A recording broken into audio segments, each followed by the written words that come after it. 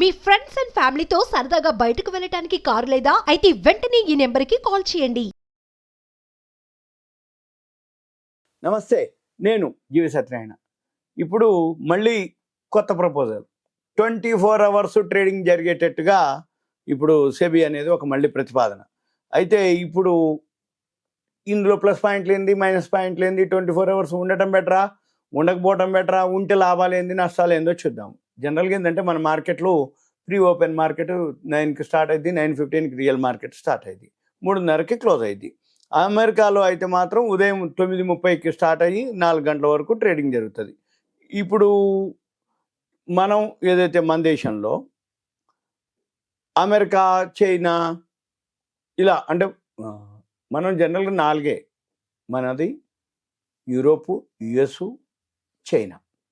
China early hours start అయింది, Europe మధ్యాహ్నం start అయింది, యుఎస్ మన ఇండియన్ టైమింగ్స్ ప్రకారం ఈవినింగ్ స్టార్ట్ అయింది. అయితే ఇవన్నీ కూడా ఏవైతే జరుగుతున్నాయో మన మార్కెట్ల మీద ఈ మధ్య కాలంలో అంతర్జాతీయ ప్రభావం, అంతర్జాతీయ సంఘటనలు ఏం జరుగుతుందో తెలియదు. రాత్రి జరిగిపోతుంది, పొద్దున్నే అది గ్యాప్ అప్ గ్యాప్ డౌన్ తోటో జరుగుతుంది. అంటే మనం ఈరోజు 3:30కి క్లోజ్ అయినాక రేపు ఉదయం 9ంటికి మార్కెట్ జరిగే లోపులోనే ఏదో సంఘటనలు అంతర్జాతీయ సంఘటనలు ఏదో జరుగుతాయి. దాంతో ఏమవుతుంది, మార్కెట్ గ్యాప్ అప్ అన్న గ్యాప్ డౌన్ అన్న జరిగిపోతుంది. దాంతో ఏమవుతుంది, ప్రతికూల పరిణామాలు చోటు చేసుకుంటున్నాయి. మనం ట్రేడింగ్ చేసే టైంకి ఆ ప్రభావం అంటే ఈరోజు మనకి బాగా పెరిగినేలే, ఆహా ఓహో మంచి లాభంలో ఉంది, మనం రేపు చూద్దాంలో ఎగ్జిట్ అవ్వడానికి అనుకునే లోపల రేపొద్దునే ఏదో జరగటం, గ్యాప్ డౌన్ తోటి ఉండటం, మన లాభాలంతా కూడా ఆవిరైపోవటం జరుగుతుంది. లేదు నష్టాల్లో ఉంటే ఒకసారి పెరగటం జరుగుతుంది. అందుకని ఇప్పుడు ఏంటిది, ఈ పరిణామం ఏదైతే తీవ్రత ఆధారంగా మదుపరులు ఎవరైతే ఇన్వెస్టర్లు ఉన్నారో భారీగా నష్టపోతున్నారు. కాబట్టి ట్రేడింగ్ సమయాన్ని కనుక పొడిగిస్తే ఈ సమస్యను పరిష్కరించవచ్చని స్టాక్ ఎక్స్చేంజ్లు భావించడం జరిగింది. ఈ ఆయా ఘటనలపై స్పందించేందుకు మరుసటి రోజు వరకు ఉండకుండా, అంటే సపోజ్ ఏదో జరుగుతుంది, ఏం జరుగుతుందో తెలియదు, కానీ రేపొద్దుటి దాకా వెయిట్ చేయాలి మనం.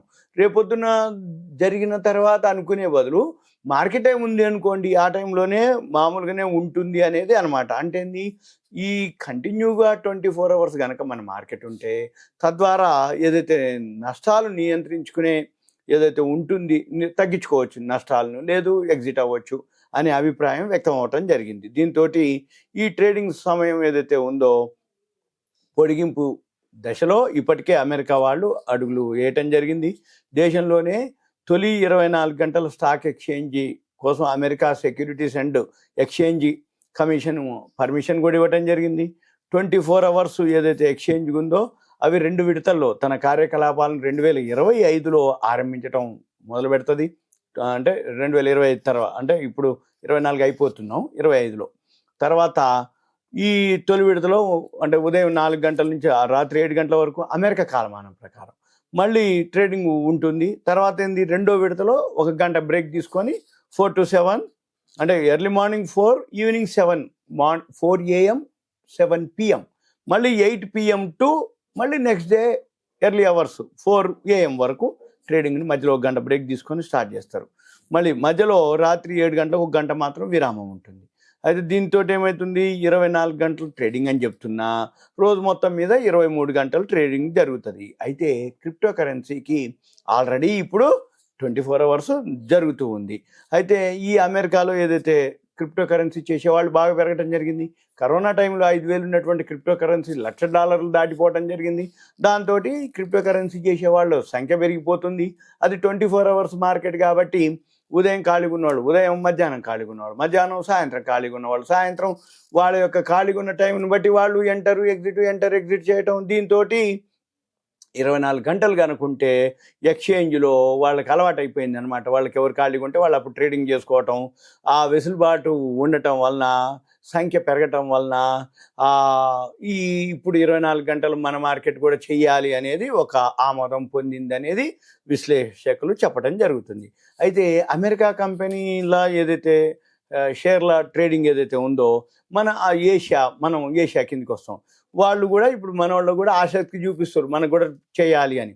అయితే ఇప్పుడు మన ఆసియా మార్కెట్లు సమయం ముగిసినాక అమెరికా మార్కెట్లో అంటే ఇప్పుడు జనరల్గా ఏమవుతుంది అంటే ఉదయం పూట 7 గంటలకి ఏషియా మార్కెట్లు స్టార్ట్ అవుతాయి, మధ్యాహ్నానికి క్లోజ్ అవుతాయి. మధ్యాహ్నం యూరోప్ మార్కెట్లు ఓపెన్ అవుతాయి. మంది 9 గంటలకు ఓపెన్ అయింది అంటే ఏమవుతుంది, ఏషియా మార్కెట్లు మధ్యాహ్నం క్లోజ్ అవుతుంది. తర్వాత ఏం జరిగేదో ఏషియా మార్కెట్ల మీద రేపు ఉదయం ప్రభావం ఉంటుంది. అలా కాకుండా ఉండటం కోసం అనమాట. అంటే ఏంది, అమెరికా మార్కెట్లు వాణిజ్యాంశాల ప్రభావం ప్రకారం నెక్స్ట్ డే జరగకుండా రోజంతా ట్రేడింగ్ జరిగితే వాళ్ళ యొక్క ఆసియా మదుపర్ల సంఖ్య పెరగవచ్చు. ట్రేడింగ్ సమయం పొడిగింపు వలన అమెరికాలో ఏదైతే ఉందో దానికి ఇదొక కారణం అనమాట. అయితే మన దేశంలో కూడా మన యొక్క ఈక్విటీ ట్రేడింగ్ సమయాన్ని పొడిగించాలని నేషనల్ స్టాక్ ఎక్స్చేంజ్ ప్రతిపాదనలు సిద్ధం చేసి మార్కెట్ల నియంత్రణ సెబీ కోసం పర్మిషన్ పంపటం జరిగింది. అయితే ఈ బ్రోకర్ల నుంచి సరైన ఇప్పటివరకు ఇంకా స్పందన రాలేదు. ఆ ప్రతిపాదనని సెబీ తిరస్కరించడం జరిగింది.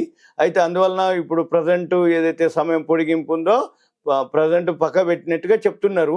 ఫ్యూచర్స్ అండ్ ఆప్షన్స్లో ఈ చిన్న మదుపర్లు బాగా నష్టపోతున్నందున ట్రేడింగ్ సమయం పెంపు దిశతోటి ఇంకా సెబీ సానుకూలంగా వ్యవహరించకపోవచ్చు అనే అభిప్రాయం వ్యక్తం అవటం. రెండోది F&O ఏదైతే ఉందో చిన్న మదుపర్లను దూరం చేసేందుకే F&O వారం వారి కాంట్రాక్టుల సంఖ్య తగ్గించటం, ఈ లాట్ పరిమాణాన్ని పెంచటం, ట్రేడింగ్ సమయాన్ని కనుక పెంచితే ఈ చర్యల ఫలితం ఉండకపోవచ్చు అనేది ఒకటి. అయితే ఎక్కువ శాతం ఏం జరుగుతుందంటే స్టాక్ మార్కెట్పై అవగాహన లేకుండా అతి తక్కువ వ్యవధిలోనే లాభాలు సంపాదించాలనే ధోరణితో F&Oలో ట్రేడింగ్ చేస్తున్న వాళ్ళు మన దేశంలో ఎక్కువ మంది ఉన్నారు. అందుకని ఈ ప్రస్తుత సమయంలో నష్టాలు, ఈ రుసుములు, ఇలాంటి చిన్న మదుపర్లు F&Oలో పోగొట్టుకునేదే ఎక్కువ ఉంది తప్ప సంపాదించేది తక్కువ ఉందని. అయితే ట్రేడింగ్ సమయాన్ని పొడిగిస్తే ట్రేడింగ్ ఇంకా చేసి భారీగా నష్టపోతారు అనేది ఒక అభిప్రాయం. అయితే సాధారణంగా జనరల్గా ఏం జరుగుద్ది అంటే స్టాక్ మార్కెట్లో సంపాదించే వాళ్ళకంటే నష్టపోయే వాళ్ళు, లాభపడే వాళ్ళు ఎవరు ఎక్కువ శాతం అంటే లాంగ్ టర్మ్ ఇన్వెస్ట్మెంట్ వాళ్ళు. అందుకని ఒకటి. రెండోది ఏంది, ఇంట్రాడే చేసే వాళ్ళకి రుసుముల రూపంలోనే ఎక్కువ పోగొట్టుకోవడం జరుగుతుంది. అంటే బ్రోకరేజ్ అనుకోండి వాటి మీతోటి. తర్వాత ఈ ట్రేడింగ్ సమయం కనుక పెంచితే ఇంకా నష్టాలు పెరగవచ్చు అనేది ఒక అభిప్రాయం. అయితే లావాదేవీలు ఎప్పుడైతే బాగా జరుగుతాయో మనం అంటే ట్రేడింగ్ ఇంట్రాడే చేస్తున్నప్పుడు 24 అవర్స్ ఉన్నప్పుడు కంటిన్యూగా గమనిస్తూ కూర్చోవాలి. దానివల్ల ఏమవుతుంది, ఉదయం నుంచి అర్ధరాత్రి వరకు సమయం అంతా దాంతో కేటాయించాలి. దాంతో కేటాయిస్తే సమయం అంతా సిస్టమ్ ముందు కూర్చుంటే హెల్త్ ప్రాబ్లమ్స్ వస్తాయి. తర్వాత మళ్ళీ ఫ్యామిలీతోటి గడిపే టైం తగ్గిపోతుంది. మళ్ళీ ఇది వాళ్ళ యొక్క ఫ్యామిలీ మ్యాటర్లో కుటుంబ సభ్యులతో సంబంధాలు ఏదైతే ఉందో వాటన్నిటి మీద ప్రభావం చూపిస్తుంది. అనేది ఒకటి. తర్వాత ఎక్కువ సమయం కేటాయించడం వల్ల ఇది ఒక వ్యసనంగా మారే ప్రమాదం ఉంది.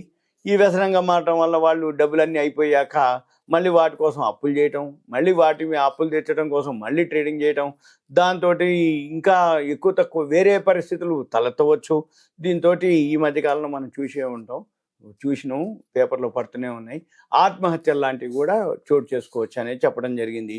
అయితే మళ్ళీ దీంతో పాటుగా ట్రేడింగ్ సమయం కనుక పెంచితే ఈ బ్రోకరేజ్ ఏవైతే బ్రోకింగ్ ఫర్మ్స్ ఉన్నాయో మెయింటెనెన్స్ కాస్ట్ పెరుగుద్ది. ఎందుకంటే కంటిన్యూ ట్రేడింగ్ జరుగుతుందంటే సర్వరు లేకపోతే ప్లాట్ఫాము స్టాఫు వీళ్ళంతా పని చేయాలి మళ్ళీ. ఎందుకంటే ఇప్పుడు పని చేసేదానికంటే ఎక్కువ పని చేయాలి, ఎక్కువ షిఫ్ట్లు చేయాలి. అంటే 24 అవర్స్ అంటే 3 షిఫ్ట్లు చేయాలి. 3 షిఫ్ట్లు చేయాలంటే స్టాఫ్ని పెంచుకోవాలి, ఎక్స్పెండిచరు నిర్వహణ వ్యయము ఎక్కువైపోతుంది. మరి ఆ ఖాళీగా ఉన్న టైంలో బిజినెస్ ఉంటుందా ఉండదా, బ్రోకరేజ్ వస్తుందా రాదా, అర్ధరాత్రి తెల్లారుదామని ఎవరు చేస్తారు, ఇవన్నీ ఆలోచించుకోవాల్సి ఉంటుంది. ఇవన్నీ కూడా ఈ ఏదైతే లాస్ వస్తుందో ఈ నిర్వహణ భారం అంతా కూడా ఎవరి మీద పడుతుంది, మళ్ళీ బ్రోకరేజ్ రూపంలో ఎక్కువ కలెక్ట్ చేసి అదంతా కూడా మదుపర్ల మీదనే పడే అవకాశాలు ఉంటాయి అన్నమాట. ఇవన్నీ కూడా జనరల్గా ఏంటిది అంటే రాబోయే రోజుల్లో చూస్తాం మనం. ఎందుకంటే అలా అలవాటు పడటానికి ఇప్పుడు ఒక్కొక్కటి చేంజెస్ వస్తూ ఉన్నాయి. అవి వస్తున్నాయే ఇప్పుడు కూడా మళ్ళీ వస్తాయి అన్నమాట. అంటే రాబోయే రోజుల్లో 24 అవర్స్కి సంబంధించి ఏమైనా ఉంటే మళ్ళీ ప్రతిపాదనలు, SR నోలు, ఒపీనియన్లు, మళ్ళీ వరల్డ్ మార్కెట్లు అన్నీ కూడా 24 అవర్స్ ఉంటే మనం కూడా ఉంటాం. ఎవరుంటే వాళ్ళు చేసుకుంటారులే, ఆన్లైనే కదా అని చెప్పేసి మళ్ళీ మరి ఏం మార్పులు చేస్తారో ఏం చేస్తారో మనం రాబోయే రోజుల్లో మళ్ళీ నేను అప్డేట్ చేస్తూ ఉంటా. ఇదంతా కూడా మీకు ఒక awareness, education, information, knowledge purpose మాత్రమే. సుమన్ టీవీ ప్రేక్షకులకు ధన్యవాదాలు. Thank you. సెలవు.